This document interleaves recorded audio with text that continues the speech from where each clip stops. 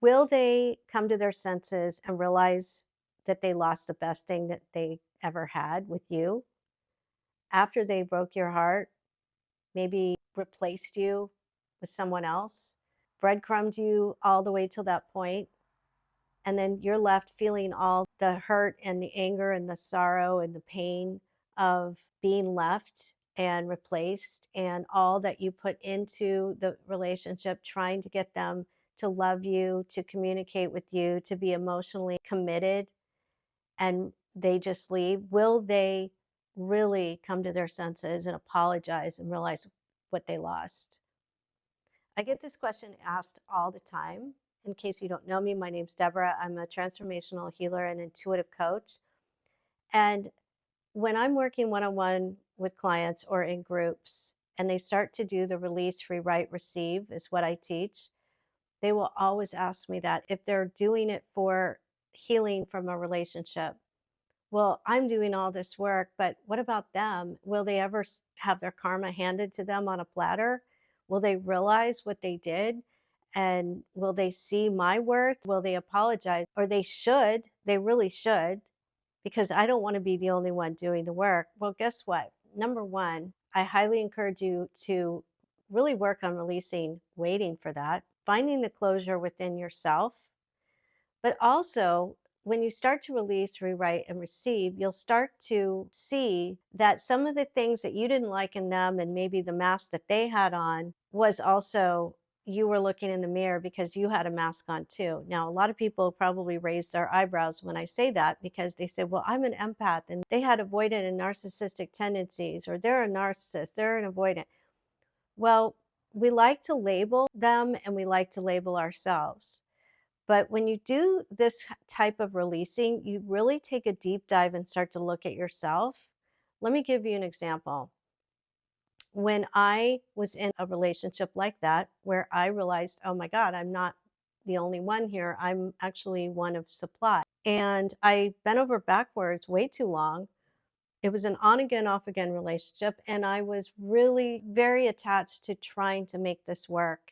So I actually, as much as he had a mask on, I had a mask on. And both of us didn't want to look at our own wounds. So in my case, I was avoiding looking at the fact that for me to be emotionally available was not safe. And that was because of the trauma of my childhood. It took me many years to finally realize that, and that I was an avoidant. So I was attracted to an avoidant because it felt like home. I felt safe. I didn't have to really be emotionally vulnerable, but I was begging for him to be that way through my actions. So I was not being my authentic self. I had a mask on, and one of my masks was I work on myself. I'm doing this to get him to see that I've changed and that maybe it'll work this time. And so once I realized, oh, that's what I was doing, then I took the mask off, and then the authentic self came through. And sometimes that happens when you're in the relationship, and that's why you guys break up, because suddenly you say, oh my God, I don't want to do this anymore. I'm not going to do this anymore. You wake up and that person still has that mask on and they don't want to be exposed. So they discard you. That's what happened to me. So I had to get closure on my own. And that is also not so easy, but it's liberating when you release and then you start to write a new script. And the more that you start to release the limiting beliefs that you have about them, about yourself, about love, about everything else, then you start to really see that you weren't being authentic, and that maybe in the long run, you really didn't want to be with that person, or maybe you did. But all of these different limiting beliefs were part of the cause. It wasn't just them. And I also get clients that go, why would I choose somebody like that? Why would I allow myself to be breadcrumbed or be one of supply? Or, first of all, when you have rose colored glasses on, you're so in love that you overlook that stuff, right? But also, when you do the deep dive, you start to see that oh, that feels safe to me. Actually, somebody who is emotionally available doesn't feel safe to me because I'm not used to it. So once you start to see that and those limiting beliefs come off, your whole energy changes. And I do this through energy work with my clients. I do the releasing through energy healing. I also have my clients write things down so that they can keep releasing on their own, becoming aware of those limiting beliefs.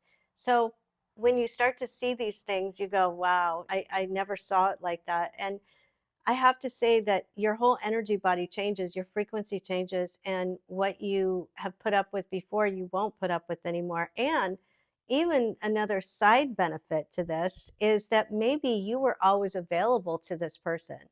I was in that boat where I was always available, even though we were on again, off again.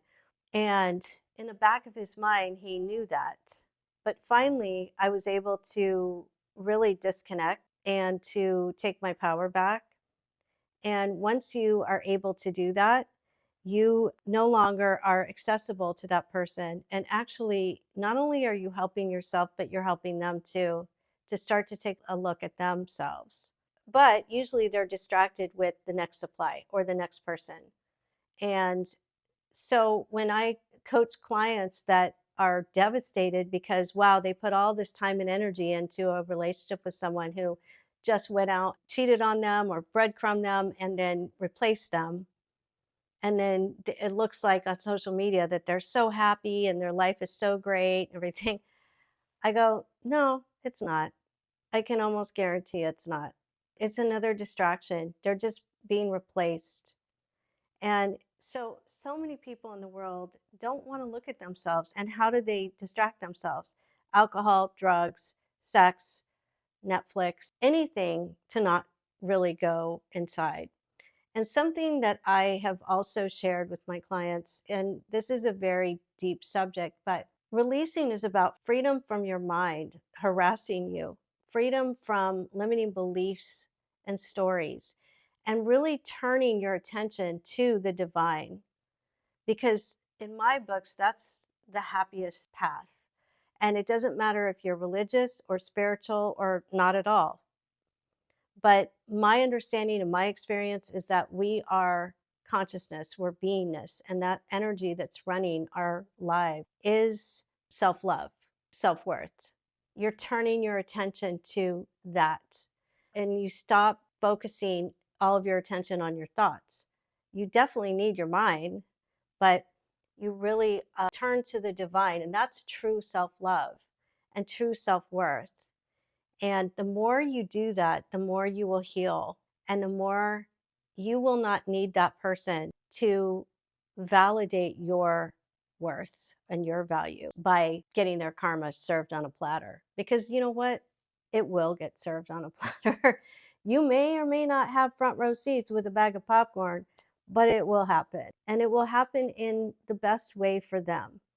So I wouldn't wish that on them, but just know that I have seen in my own experience people mistreating each other, betraying them, not being loyal. I've never seen anything good come out of it ever.